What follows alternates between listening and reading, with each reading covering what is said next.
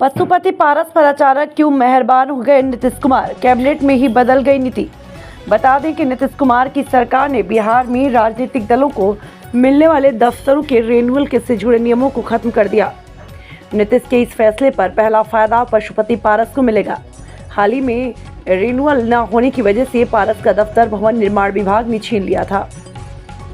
नीतीश कुमार के इस फैसले के बाद यह भी कहा जा रहा कि पशुपति पारस को राहत देने के लिए इसे खत्म किया गया। बता दें कि पूर्व केंद्रीय मंत्री पशुपति पारस राष्ट्रीय लोक जनशक्ति पार्टी के प्रमुख हैं।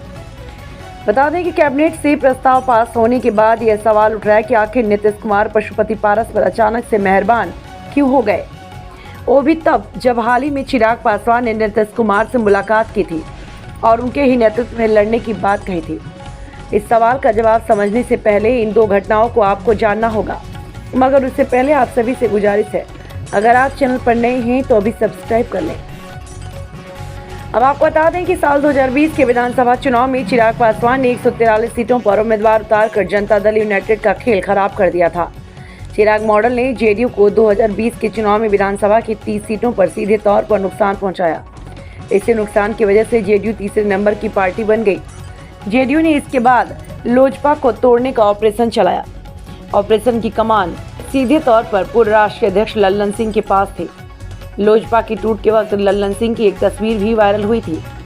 साल 2021 में तत्कालीन विधानसभा उपाध्यक्ष और वर्तमान में मंत्री महेश्वर हजारी के घर पर लोजपा के 5 सांसदों की बैठक बुलाई गई। हालांकि जेडीयू ने इस पर कुछ भी नहीं कहा। इस बैठक में मौजूद वैशाली की सांसद वीणा देवी ने हाल ही में खुलासा किया था कि यही हम लोगों की बात जेडीयू के बड़े नेता से कराई गई, जिसके बाद हम लोगों ने चिराग को छोड़ने का फैसला किया।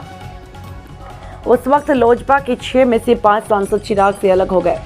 पशुपति पारस इस गुट के नेता बने और उन्हें मोदी कैबिनेट में शामिल किया गया।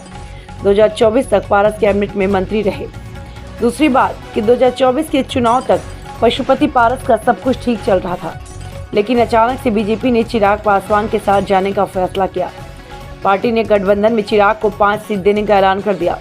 पारस ने इसके बाद नीतीश कुमार से संपर्क साधा, लेकिन जेडीयू पारस की कोई मदद नहीं कर पाई।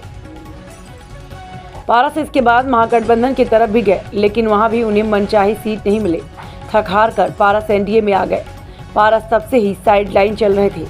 हाल ही में पारस से पटना स्थित दफ्तर को भवन निर्माण विभाग ने छीन लिया था। कहा जा रहा कि दफ्तर न होने की वजह से बिहार की राजनीति में पशुपति पारस का प्रभाव धीरे धीरे खत्म हो जाता। पशुपति इसी दफ्तर पर बिहार की रणनीति तैयार करते थे। यह दफ्तर काफी पुराना है और उनके समर्थकों के लिए जाना पहचाना जगह है। कैबिनेट के फैसले के बाद माना जा रहा है कि नीतीश नहीं चाहते कि फिलहाल पशुपति अप्रभावी हो जाए। इसकी वजह 2025 का विधानसभा का चुनाव। नीतीश कुमार के ये चुनाव कई मायनों में महत्वपूर्ण माना जा रहा है।